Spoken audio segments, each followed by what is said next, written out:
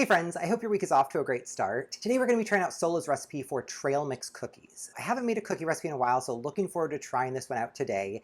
The ingredient list here is kind of giving me flashbacks to Rick's ancho mole cookies. We've got some dried fruit here, we've got chocolate, we've got some nutty components. This one obviously is not spicy, this is more of a sweet cookie. But regardless, there are tons of mix-ins in this cookie, and that's kind of my favorite part generally. So without any further ado, let's get right into it. So first up, I've got a half sheet pan here with a rim, and on it I've got my nuts. So the recipe calls for mixed nuts. You can use whatever you want. So I've got some raw sunflower seeds, raw pecans, raw pumpkin seeds, and to that I'm adding some old-fashioned oats. It called for a half cup or 60 grams of old-fashioned oats. However, my half cup measure was totally full and it was only 50 grams. So I've got the oven preheated to 350. We're going to toast all of this together for 10 to 12 minutes until it's golden brown and very fragrant. Halfway through, I'm going to stop and mix everything just to ensure that it's toasting evenly. So while the nuts are toasting, we can go ahead and combine the wet ingredients. The recipe notes that by doing this early and letting it all kind of hang out, it'll result in a chewier cookie. So I guess that's letting the sugar hydrate a little bit more with the butter maybe. So in a large bowl here, I've got granulated sugar, dark brown sugar, kosher salt, and baking soda. To that, I've got my butter that's melted and slightly cooled. Next up, 1 large egg, along with some vanilla extract. Then I'm just going to whisk this together to get everything evenly incorporated. So this is looking nice and homogeneous. We can let this hang out until the nuts are done toasting and cooled down just slightly. All right, and these nuts and seeds toasted for about 11 minutes. So you can see they're nice and toasty and golden. The oats are looking like they picked up a little bit of color, but they're not burnt. And now what we need to do is transfer this into a bowl to let it cool. The sheet pan's so large, it's a little bit awkward, so I'm gonna just scoop things out with my spatula here. Maybe I'll live on the edge. Yeah, that's working all right. All right, that worked pretty well actually. So to this nut mixture, we're gonna go ahead and add in our dried fruits. So what's really nice about this recipe is you can make it as simple or as complicated as you want to. So I picked 3 crunchy pieces and 3 chewy pieces, thinking that would give me a lot of variety of tastes and textures. So for the fruit mixture, here I've got some dried sweet cherries, cranberries, and black raisins. So I'm gonna go ahead and just pop these in with the nuts. And I'll give this a little toss just to get everything moved around. All right, then the last component for the mix-ins is some dark chocolate. So here I'm using a 70% cocoa, like ultra dark chocolate from Guittard. Normally I would use a chocolate bar because I like having the different size chocolate fragments. However, since this is a trail mix cookie, I feel like M&Ms and chocolate chips or the wafers just feel a little bit more trail mix to me versus a chopped up bar. So that's what I'm using, but whatever chocolate you have is totally fine. And I'm going to give this a little bit of a toss just to get everything distributed. The recipe said to let the nuts cool down before doing all of this. I think worst case, we'll have some of the chocolate melting a little bit, but we're going to bake the cookies, so I'm really not too concerned about that. All right, so back over in the large bowl here, we've got the wet ingredients that we mixed together previously. Just going to quickly stir to make sure that nothing has settled out and that we're still nice and evenly incorporated. So this looks great here. Now to this, I'm going to add in the AP flour, and then we're just going to stir this together as well. All right, cool. So this is nice and incorporated. We've got this ready to go. And you can see here that the proportions are kind of interesting. So we've got this really runny cookie dough, not a lot of it, and then just loads and loads of these mix-ins. So this recipe really is kind of making me think it's going to be trail mix that's being held together by cookie dough. This is not like a cookie with trail mix, it's trail mix with cookie, if that makes sense. So now here, I'm going to go ahead and just dump in all of the trail mix. And we did have a little bit of melting, but I'm really not that concerned about it. And we're just folding this all together to get everything coated. Ooh, that chocolate melted. The chocolate melted a lot more than I wanted it to. And this is all mixed together, so we can pop this into the refrigerator for at least 2 hours, but up to 3 days. So I'm gonna go ahead and put a lid on this and we'll get it chilled down. So I wasn't 100% happy with how that first batch of dough turned out with the chocolate chips melting. So I've done everything again and we're gonna do a take 2. I will bake both batches just so that we can see how they turn out. So here in a large bowl, I've got my nuts and seeds all toasted up. I let them cool completely, like down to room temperature, a full 30 minutes.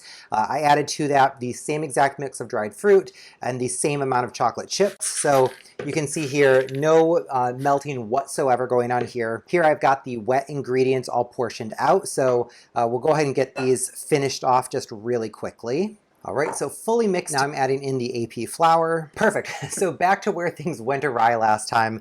I'm gonna dump all of these mix-ins in here. This is a very, very dry mixture. When the chocolate melted, it was quite easy to stir. Everything came together because that full 3/4 of a cup of chocolate was, basically additional liquid.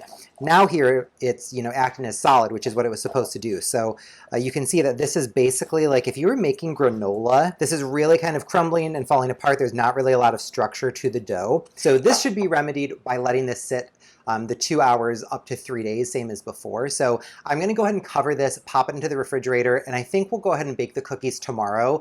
I just have had it for the day. So I will see you guys tomorrow when we bake the cookies. So both the cookie doughs chilled in the refrigerator overnight. I've let them sit at room temperature for about 5 to 10 minutes just to warm up slightly. The dough was feeling really firm, and I thought I might have trouble scooping it with how hard it was coming directly out of the refrigerator. So at this point now, we are ready to get portioning. So I've got my number 16 scoop. I got this on Amazon. I'll link it in the description box below. This is about 1/4 cup. So I'm going to bake 8 of each type of cookie and then just freeze the rest of the dough for my emergency cookie stash later. But you can see here, this dough looks very much like trail mix being held together by cookie dough, whereas the one that melted the chocolate looks kind of like a no-bake cookie, which is, beautiful in its own way. So let's get to scooping here. Wow. Really firm. And the recipe notes that you do want to pack this into the scoop quite firmly. So I'm going to go ahead and just use my hand to press this in just to make sure that we're getting it really well in there. So you can see it's a level scoop, maybe slightly domed. And that is a nice size cookie.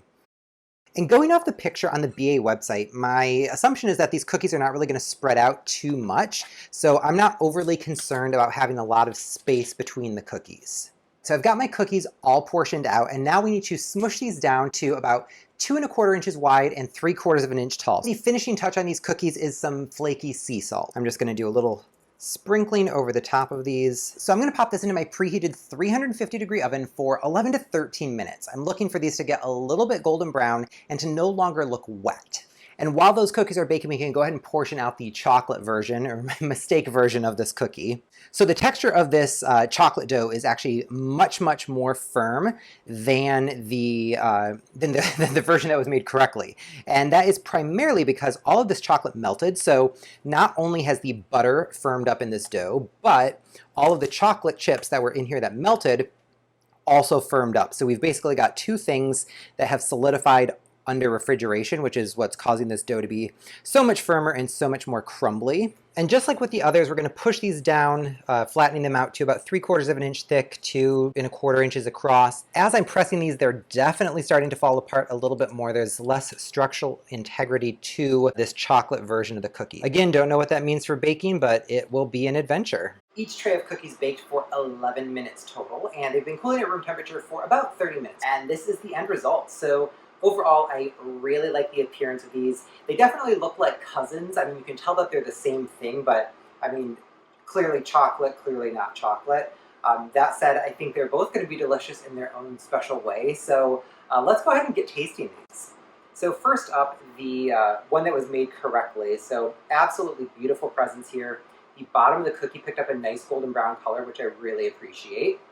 So we'll go ahead and break this in half. And it looks super chewy. Chocolate's still a little bit gooey. Let's see. Wow, there's a lot going on here. I absolutely love the combination of textures that this cookie has going on.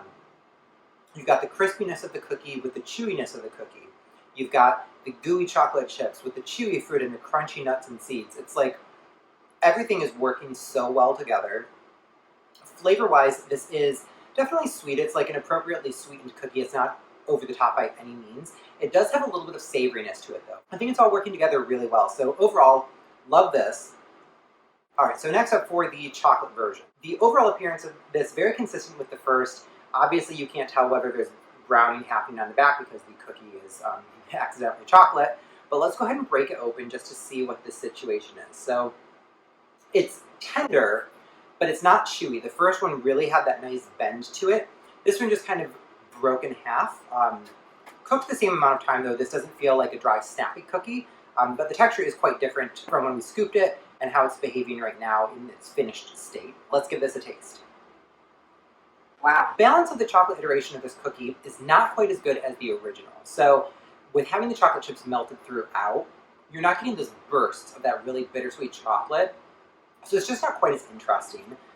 Additionally, the cookie, I mean, it's great because it's got the crunchy nuts and the chewiness from the fruits and all of that going on. But the overwhelming presence of chocolate is just a little bit, it moves me into a different place. And while I really do enjoy it, I prefer the original a little bit more. So overall, really happy with both versions of this cookie. If you have a mistake and accidentally melt your chocolate, don't worry, it's still going to be a really, really tasty cookie. I really hope you enjoyed this week's video. If you did, please be sure to give me a big thumbs up and click subscribe. Thank you so much for watching. I'll see you next week.